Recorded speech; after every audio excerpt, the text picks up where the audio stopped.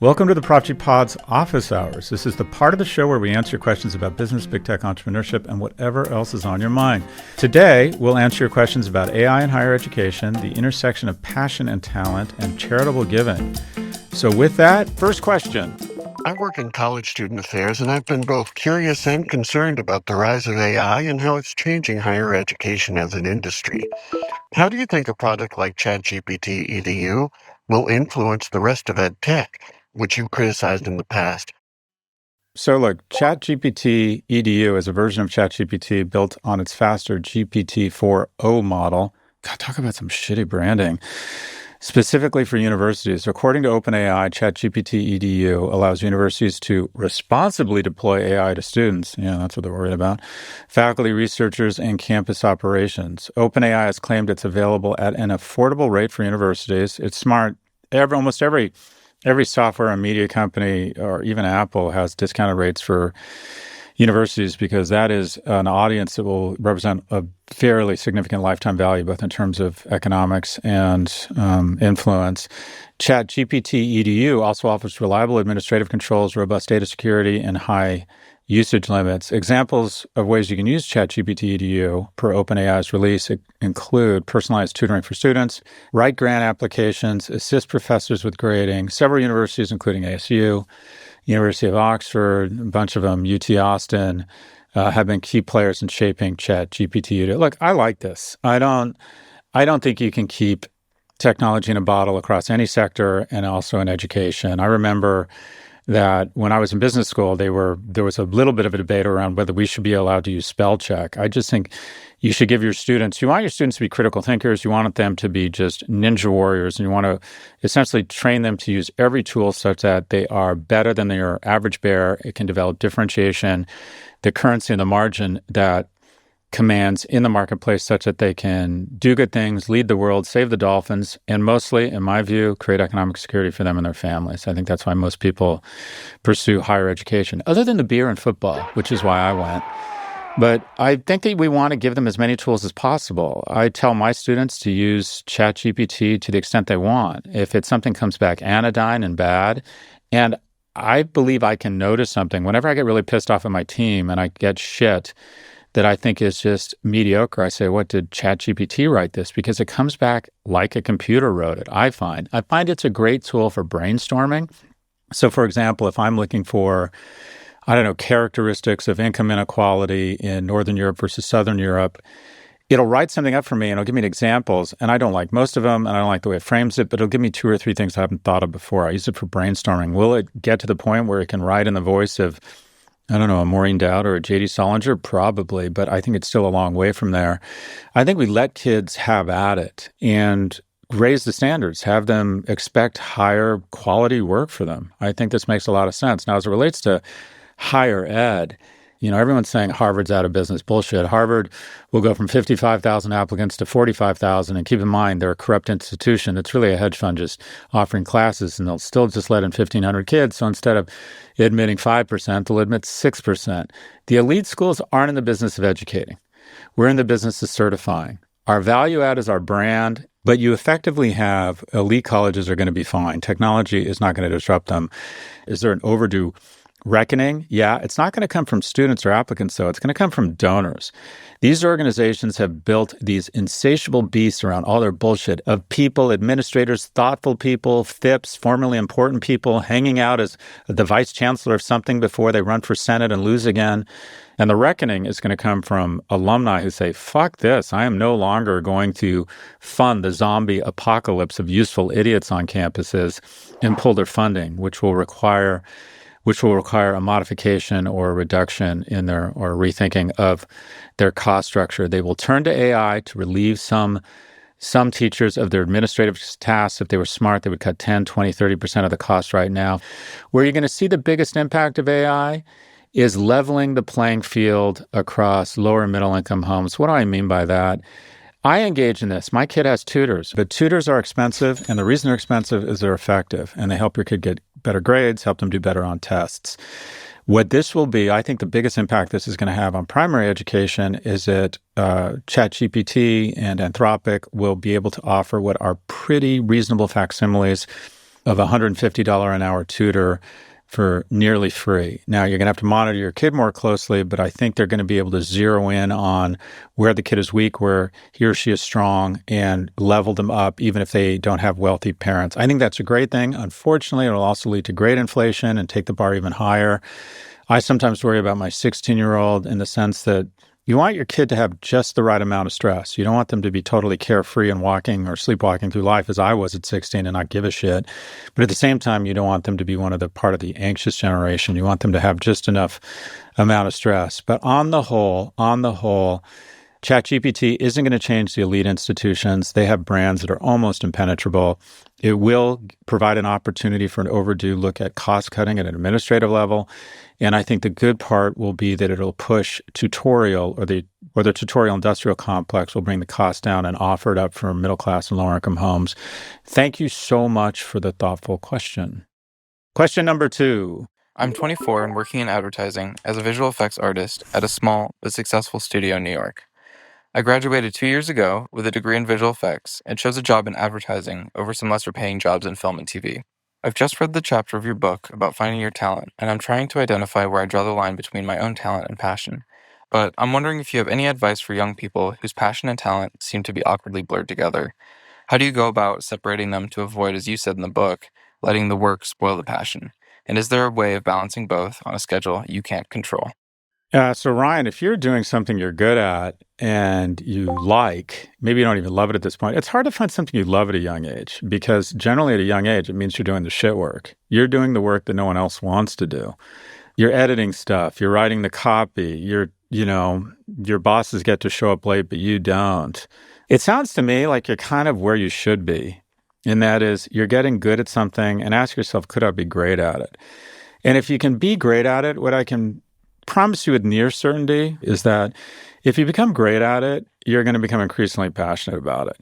Because the accoutrements of being passionate about something, the camaraderie, the economic security, the prestige, the achievement, the ability, or just the recognition when you produce something great with a team of people, it feels really good. I think it'll make you passionate about whatever that is. I think passion comes from mastery. So, a couple things. One, look at the space you're in and think, am I learning a lot? Am I learning a lot at this company? Do I have senior level sponsorship? Is the firm doing well? Is it a good culture? Do they pay me fairly? Is there a path? Has someone taken an irrational interest or at least a real interest in my future and is coaching me? All of these things are important to ask yourself at a specific organization. Separate the organizational components to, do I like this field? Am I good at it? Could I be great at it? And it strikes me that your industry is going to go through tremendous disruption. A friend of mine has invested in an Indian special effects company that uses technology to bring down the cost. I think they did a lot of the special effects for Dune, and instead of it costing $10 million, it cost, 3 or 4 or 7, I don't know what it is. But your ability as a young person, your brain is more agile, more neuroplastic, whatever the term is, to absorb new technologies and then apply them or cut a swath between technology and creativity and be great at visual effects and be more efficient. I think that is a fantastic seat. So I'd just be careful. I think a lot of young people think, well, I'm not loving my job or I find it difficult. Well, there's a word for that, work. And I don't care how romantic the industry is. If you're going to be good at something and really, I think there's just a ton of stress and work involved. And it sounds to me like you found a good seat for yourself. So how do you balance both? I don't know, boss. I hate the word balance. I think at the age of 24, this is what I would do if I were you and I were blessed with a career that it sounds like you're pretty good at and that is growing, or I think visual effects are going to grow. Just one quick side note, design media for a smaller screen. You don't want to be in the movie effects business. The movie business is going to get smaller and smaller. The TV business is going to be fine. It's going to be a huge business, but it's not going to grow. But if you can be great at capturing people's imagination with effects or figure out a way to do things for the small screen, specifically the phone, that is champagne and cocaine. Anyways, be the guy that really understands the intersection between creativity, storytelling, and technology. But it sounds to me, Ryan, like you're in a pretty good seat. And also, don't be hard on yourself. Recognize that at the age of 24, the majority of people have no fucking idea what they want to do. You know what I was doing at 24? I was deciding not to stay in investment banking and moving back in with my mom, and I had absolutely no idea what I wanted to do with my life. And then when my best friend and my girlfriend said they were applying to business school. I'm like, well, I'll apply to business school then. With a 2.27 GPA from UCLA, I applied to business school. Go figure, Ryan. Definitely be that guy who understands the intersection of technology, creativity, and storytelling. Thanks for the question, Ryan. We have one quick break before our final question. Stay with us. Welcome back. Question number 3. Hey, Scott, this is Brant calling from South Florida. You're a charitable giver. You've mentioned that as well. And I also believe that there's no point in kicking the stuff forward until the time I go and getting it out there and working the world. Tell me a little bit about how you go about making decisions with regards to the types of giving that you've done. Brant, thanks for the question. This is what I call the mother of all good problems, right? Trying to figure out how to give away money and what to do about it. As a matter of it's interesting. It is a bigger issue than people think. UBS, I used to get invited every year to this UBS Generational Wealth Conference. And basically, it was a conference for rich kids. So, think of the wealthiest names in the world. You get to meet their kids, and I would talk about living a meaningful life. I talk a little bit about brands and technology, and then they would spend an entire day on giving, which I thought I didn't participate in it, but I thought that was interesting because obviously wealthy people are very philanthropic. I do think, and just to revisit what you reference, I do think there's a virus in the United States of hoarding. And that is the problem with the number is if you get to 10 million, you can imagine 30 million, then you can imagine 100 million. And because your life has consistently gotten better along that scale as you increase your wealth, you think that scale is linear. And that if you can get from 10 to 30 million, your life's going to get 3 times as good. And what Daniel Kahneman has shown is that the difference between 0 and 1 million is huge. The difference between 1 and 10 million is modest. And the difference between 10 and 50 million is really negligible. So once you hit your number, and a decent way to calculate your number, if you want to be really conservative, is figure out how much money you need every year. What is your burn? Say you need $500,000 to live really well a year. Then times it by 25. That means you would need $12.5 million in savings and income. Now, anything above that, I think you could start thinking about giving away or spending or going above that $500,000 a year. How do I approach giving? I try to foot it to something I'm passionate about and I think I know something about and that I want to change. So my big thing is how men are struggling. I have recently made a gift of, I think, about $14 or $15 million to the University of California, Berkeley and UCLA for the development of programming that's more vocational, that would have no entrance requirements, not a traditional 4-year degree, that appeals to younger people, mostly younger men who no longer have access to wood shop, metal shop, and auto shop, but are thinking about specialty nursing or construction or plumbing or electric and can find skills that foot to this enormous gap in the real economy, and that is the trades sector. The trade sector is going to lose 5 people over the next 10 years for every 2 that go into it, which means the cost of renovating and having soapstone installed in your kitchen, which I just had, exceptionally expensive. So those people are going to have incredible pricing power. Probably the biggest opportunity in our economy right now is, in fact, to buy a trades business, a small business, if you will. Anyway, I'm passionate about that. I really like the new chancellor of the University of California, Berkeley, Rich Lance. He's a wonderful guy. I've known him for 20 years. So I trust him to deploy the capital prudently and effectively.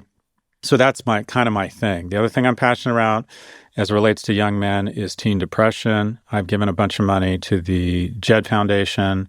And then just a personal relationship. I have a personal relationship with a kid named Scott Harrison that I've known for 25 years, and he is building wells in sub-Saharan Africa. Do I have a passion around water or people in Africa? No. I'd probably rather give money to Americans. I know if that sounds jingoistic, trust your instincts. But I'm so inspired by Scott and him and his personal story that I feel a friendship, a kinship with him. So I want to be supportive of his amazing charity water. And he runs it so well that I'm confident my money will be put to good use. So how do I do it? I find things that foot to my passions or things I think are really important that I have a specific interest in. But let me finish where I started. This is a great problem. Congratulations on your success. And I think it's very American to be thinking the way you're thinking. That's all for this episode. If you'd like to submit a question, please email a voice recording to officehours@profgmedia.com. Again, that's officehours@profgmedia.com.